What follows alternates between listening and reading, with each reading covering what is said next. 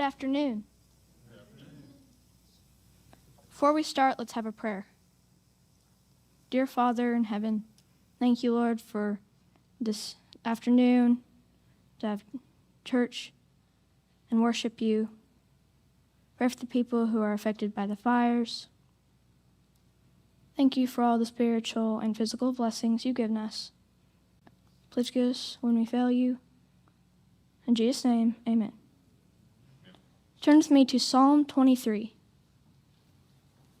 Psalm 23, verse 3. He restores my soul. He leads me in paths of righteousness for his name's sake. First, let's talk about how he restores my soul.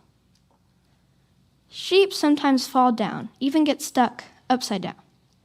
The same thing can happen to people too. When they sin, wickedness brings them down. When they struggle and deal with life's problems, worries can make them feel stuck, just like when a sheep gets flipped over.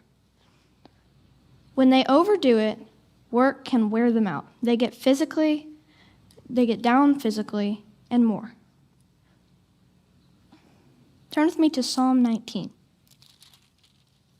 Psalm 19, verse 7.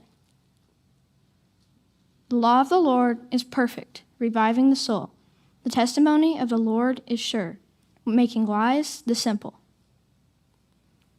Reviving the soul. He restores us when we fall down, because when we fall, he lifts us up. Let's talk about leading, how he leads us through the paths of righteousness.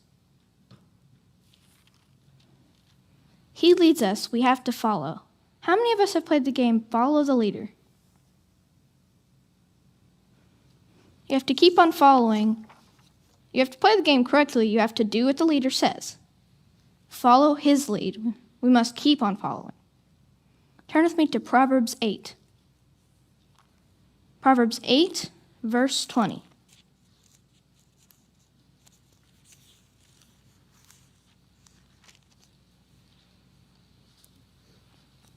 I walk in the way of righteousness, in the paths of justice. He leads us. We have to follow him.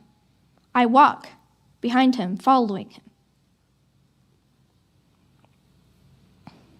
We have to keep on following Jesus.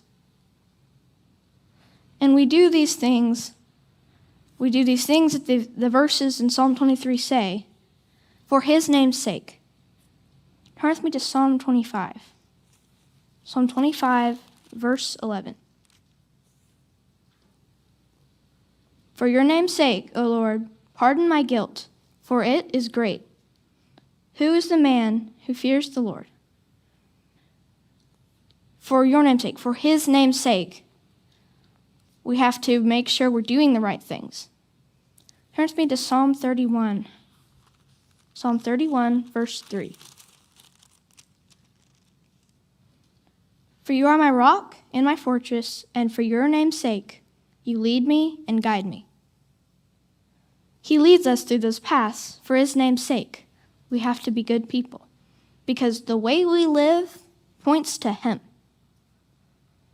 As his people, when others see us and how we live, do they think good about God or not so good? Part of why he leads us down the right paths is because of the way it points back to him. Because if we're being bad people, and people see us knowing that we're people of God, are they going to be people of God? No. That means less people are going to become Christians and go to heaven. So we have to follow the right path for his name's sake, so we don't make him look like he's a bad father or a bad king. Turns me to Psalm 23 back again. The Lord is my shepherd, I shall not want. He makes me lie down in green pastures.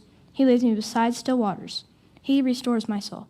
He leads me in paths of righteousness for his name's sake. Even though I walk through the valley of the shadow of death, I will fear no evil. For you are with me, your rod and your staff, they comfort me. You prepare a table before me in the presence of my enemies. You anoint my head with oil. My cup overflows. Surely goodness and mercy shall follow me all the days of my life, and I shall dwell in the house of the Lord forever.